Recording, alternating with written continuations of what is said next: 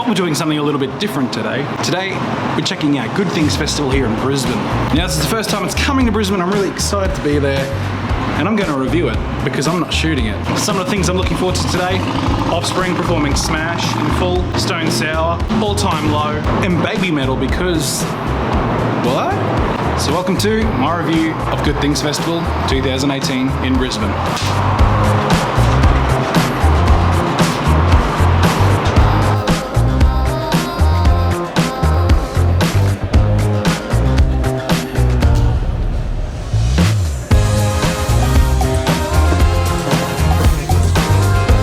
So let's talk about the first band of the day. That was Stateside. They're a local Brisbane band and they were pretty fucking cool to start the festival off with. Taking several tracks from last year's EP, including Livingston Road and This Is War. They also showed us some new stuff with Low, which was a really cool song. I liked how they got the crowd involved with that one, with the Wo-Oh part of it. There was also a really awesome cover of Heathens by 21 Pilots, and I really like that they took the cover and made it their own with a little bit of a style change, and they made it just a little bit heavier. And they certainly show that they're one of those bands that wear their inspirations on their sleeves. Erin Roos is an incredible front woman and she absolutely dominated the stage, which was really cool. There was a little bit of a tech issue with the first song, but it was pretty much fixed up straight away. And for a festival like this in Brisbane, it was the perfect start to the day. First impressions of Vandal were really different to what I was expecting. Yeah, I'd heard the band on Triple J, but seeing them in a live environment totally blew my expectations. We arrive at their stage and they've got this really funky groove happening. The two guys on either side of the stage are hitting the keys and synthesizers. They've got this really cool groove going, and you know, I wanna groove along with it. Next song they shake it up with the bass and guitar, and then the vocals go from these cool melodies to this guttural screams, and it's like, whoa, these styles bounce around. And you know what, I'm like, do I want to dance? Do I want to headbang? And at that point I'm just like, ¿Por qué no los dos? Wax was another cool band to finally see in a live environment as well. However, their placement just after Vandal, it made it feel like the energy was dialed down to a 10 as opposed to the 11. Not saying that was bad at all, it was just that tiny bit of a shift change. I still really like their set. I love that they introduced us to some new stuff as well as some great stuff off their two previous EPs that they've released. And they had Mikey from Soho on drums, so you know, it was a win for everyone. Waterparks was a really hyped band for me to see.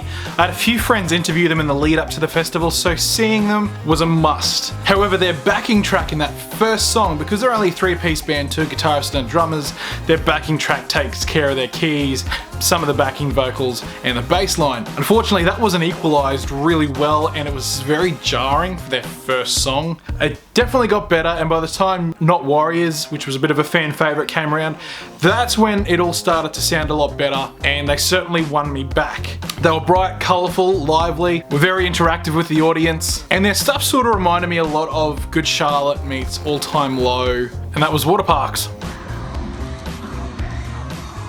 What can I say about North Lane that hasn't already been said? Going from Download to now, the band is still as tight as ever. They've even got a new member on bass with Brendan, and this was when we start to see the first lot of pyro for the day, and it was nice. So I was introduced to La Dispute back in 2012, and the friend that showed me them would always cry when she showed me them, so I was very apprehensive of seeing a band that made one of my friends cry a lot. But after seeing them live, I understood where she was coming from. There's something that they as a band tap into that I could just see within the crowd. The singer Jordan Dreyer just has this honesty and openness and emotional connection in how he delivers everything, the way he writes, everything like that. It was able to come through in what they were performing, and in that moment I understood. So yeah, that was a bit of a surprise highlight for me. So when it comes to Babymetal, there's theatrics, there's choreography, there's heavy metal, there's catchy melodies, and I have no idea what is going on, but I freaking love it. It's almost really hard to even leave the set because it's so engaging and so interesting to see. It's compared to what we're used to, it's just so different. It's like one of the main draw points of this festival for me, and expectations were met, well and truly. And the really cool thing about it is how many people were also there watching it. You know, it's like, you know, heavy metal or even music in general just speaks to everyone, and it was something everyone could enjoy. So that was really cool to see. Palais Royale got screwed over hard by the schedule of the festival. Because they were on the same time as Babymetal, a lot of people were there for the spectacle of Babymetal, but I feel like they missed out on a lot of potential people seeing them. They reminded me a lot of Buck Cherry, but crossed with My Chemical Romance style.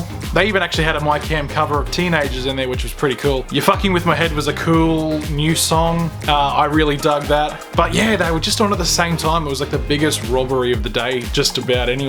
So if you didn't check them out, I highly recommend them. Really energetic, really love their set of what I heard anyway. I'm definitely going to be checking them out. I've got to drive tomorrow, so I'm going to download them now and I'm going to give them a fair go. So yeah, check them out if you didn't see them.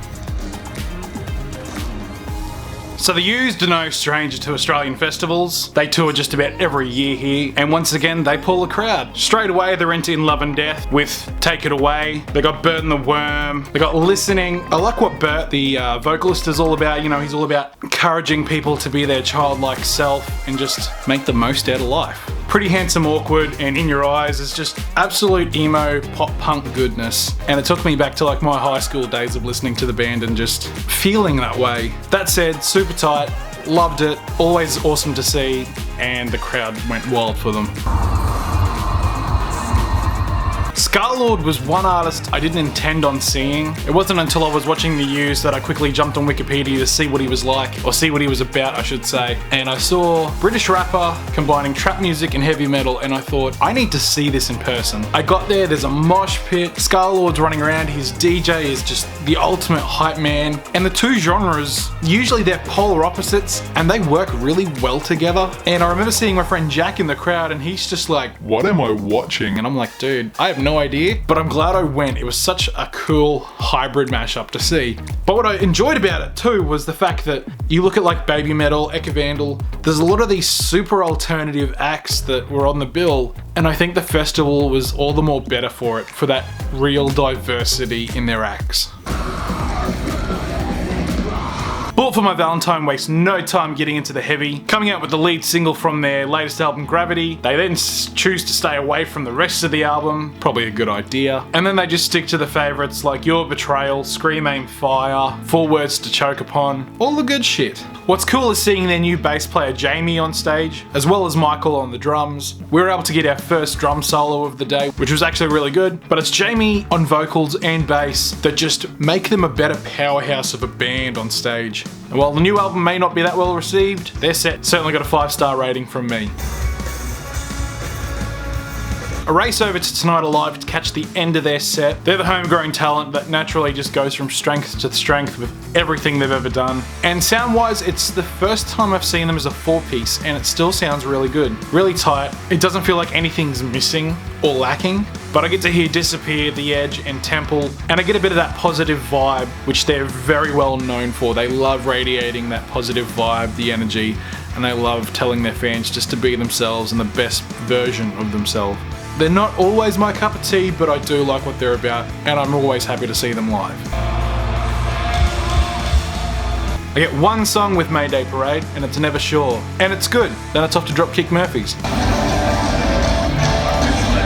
Dropkick Murphys felt like the biggest party of the day. They got these big gang vocals in their songs, and it's just ringing out of the crowd, and the crowd's just going back with them, singing along. They've got your accordions, they've got bagpipes, they got banjos, they got kazoos, they got every instrument an American Celtic band could have. They brought it all, they brought their A game, and they're in with the crowd, and it's just the amount of energy that they bring along.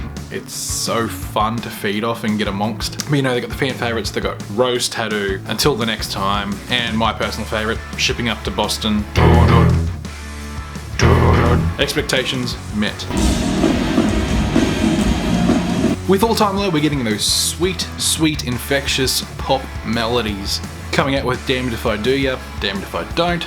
They're rocking it now as a bit of a 5-piece, so that sound just feels a little bit more full, and it's a lot better actually. We've got Stella, Dark Side of the Room, Weightless, Backseat Serenade, and of course that usual childish banter between the band members on stage and their normal antics. bras being flung onto the stage. It's all there. It's a classic all-time low pop punk show. And when it comes to DeMaria Count Me In, there's just a sea of mobile phones being lit up with Snapchat of all the young fans. And so that's pretty cool. I like that. I dig that. One of my all-time favourite bands is up next with Stone Sour. Straight into Type A person LRT. Of the Hydrograd album, Corey Taylor wastes no time showing why he is the big mouth in rock and roll. You got these cool sparks coming up the stage, Corey's running around with a confetti cannon. It's a lot different to Slipknot, and I'm glad.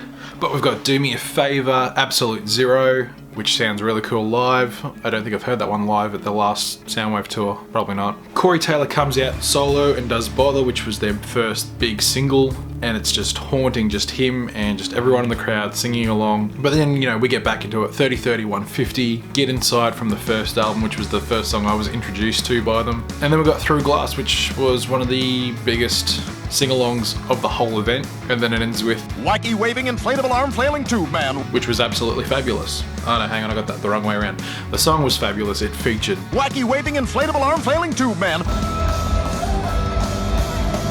And then lastly we had The Offspring, who were performing Smash in full for Good Things Festival. One of the big standouts about their set was the fact that they had No Doubt bassist Tony Kanal with them, and he's just got this stage presence, and just the way he plays bass, it made their songs pop a little more. And when I compare this set to the likes of Soundwave and Warped Tour a few years back, it was the best they had sounded musically. Even for the most part, Dexter was sounding probably the best he has in many years from the videos I've been watching and the stuff I've been listening to. And naturally with Smash, you know, they've got Come Out and Play and Self-Esteem, which were the two biggest hits from that album. And then they go and do a bit of a greatest hits afterwards after a little intermission. You know, they've got Gonna Go Far Kid, All I Want, Why Don't You Get a Job. Then they change it up a bit and they've got a really haunting and really beautiful version of Gone Away with Dexter on the piano. And then they do AC/DC's Whole Lotta Rosie, which was like okie dokie, but it was a true headline act. They totally owned that festival. So to wrap this all up, my final thoughts on Good Things was that it certainly fills the void left over from Soundwave. We've wanted a punk, rock, metal, alternative festival for some time. Yes, we've got Download, but that's only just started this year, and even then it's only going to Sydney and Melbourne, so this is definitely something I hope comes back. I also think only having 4 stages, 2 in play at any one time, having it slightly smaller scale works to the advantage. Each stage at any one time has something different on it that caters to a different crowd, except for Babymetal and Palais Royale. But nothing's perfect. That said, I think they did a lot of things right, and I hope they just build upon that, and I hope we see them again next year. Alright, let me know what you thought of the festival down in the comments below, and let me know your highlights of the event. If there's any other music you think I need to check out, or any bands that I need to check out that I didn't get a chance to see, let me know. Alright, thanks for watching, take care, I'll see you then.